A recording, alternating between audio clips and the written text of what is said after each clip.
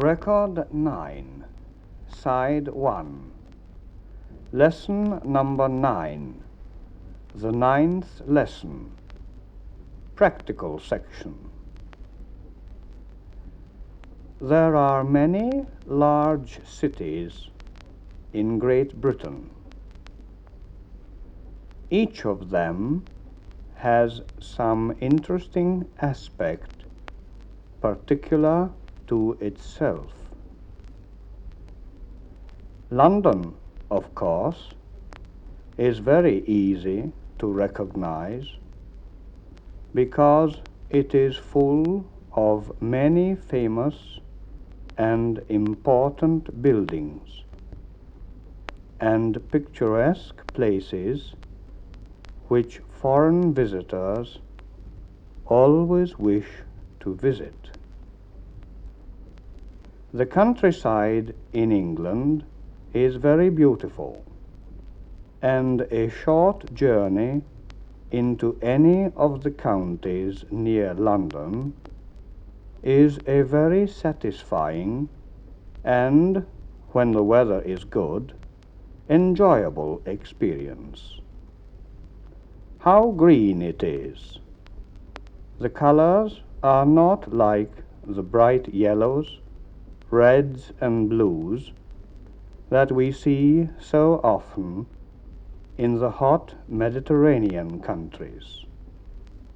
In England it is often wet, the weather is uncertain, and English people have a habit of beginning a conversation with some brief remarks about it. They may say, "It's a lovely day, isn't it?" Or perhaps, "Not so nice today, is it?"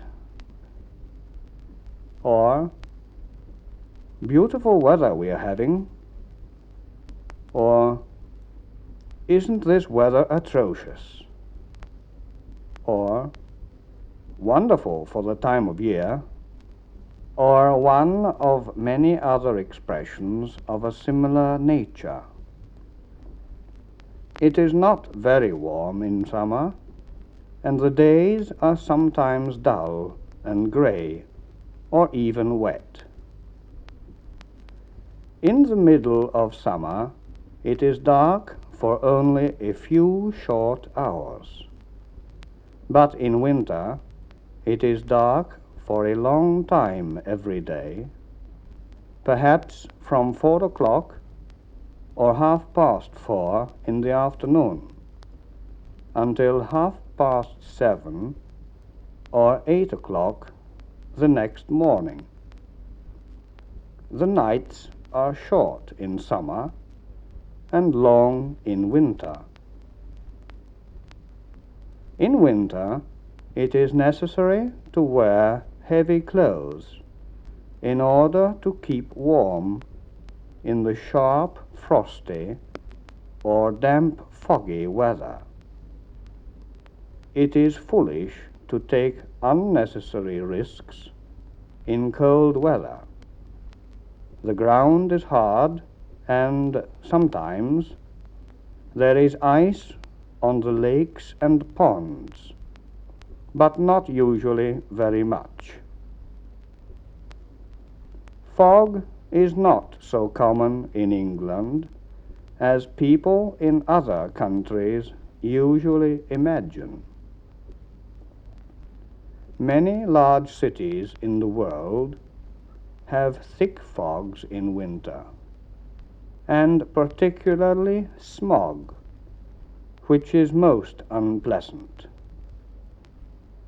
November, December, and January are the months for thick fog, but in general it lasts only a few days.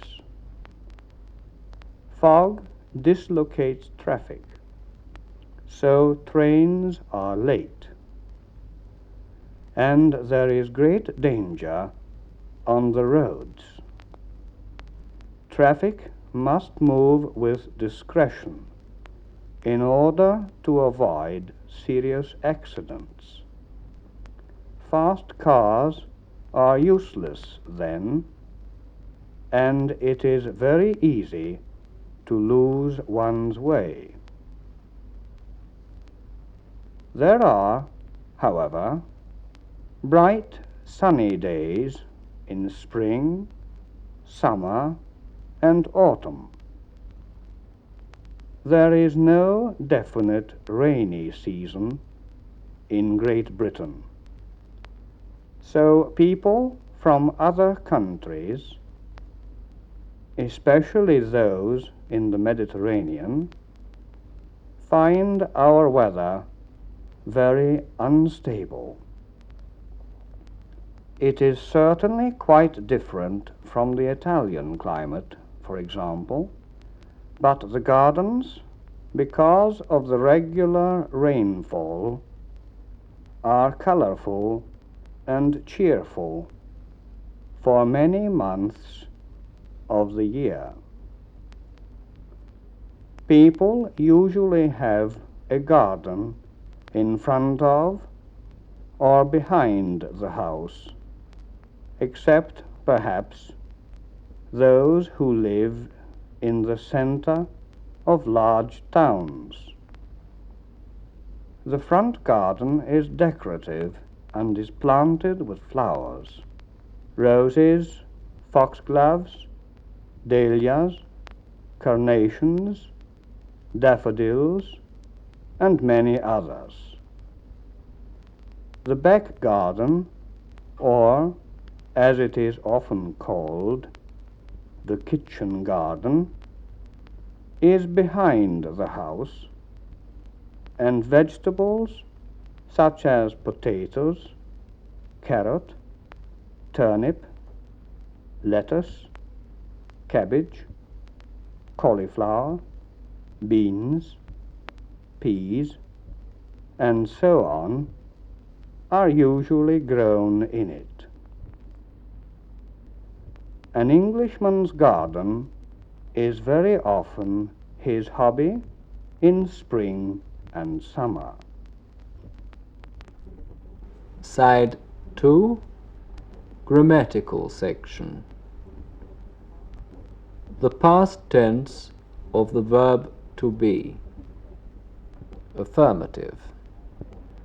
I was, you were, he was, she was, it was. We were, you were, they were. The affirmative has no contracted form. Negative, long form. I was not, etc. Contracted form. I wasn't, you weren't, he wasn't, she wasn't, it wasn't. We weren't, you weren't, they weren't. Interrogative. Was I, etc. The interrogative has no contracted form. Interrogative negative, long form. Was I not, etc. Contracted form. Wasn't I? Weren't you? Wasn't he? Wasn't she? Wasn't it? Weren't we? Weren't you? Weren't they? The past tense of the verb to have. Affirmative, long form. I had, etc. Contracted form. I'd, you'd, he'd, she'd, it'd, we'd, you'd, they'd. This form is never used alone or at the end of a phrase. Negative, long form. I had not, etc. Contracted form: I hadn't, you hadn't, he hadn't, she hadn't, it hadn't. We hadn't, you hadn't, they hadn't. Interrogative: had I, etc. The interrogative has no contracted form. Interrogative negative, long form: had I not, etc. Contracted form: hadn't I, hadn't you, hadn't he, hadn't she, hadn't it, hadn't we, hadn't you, hadn't they. The past tense of regular verbs.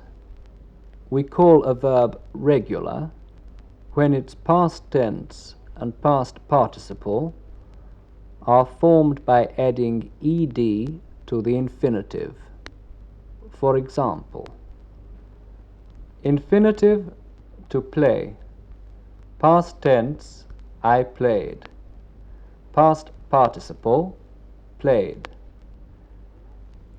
To pull, I pulled, pulled.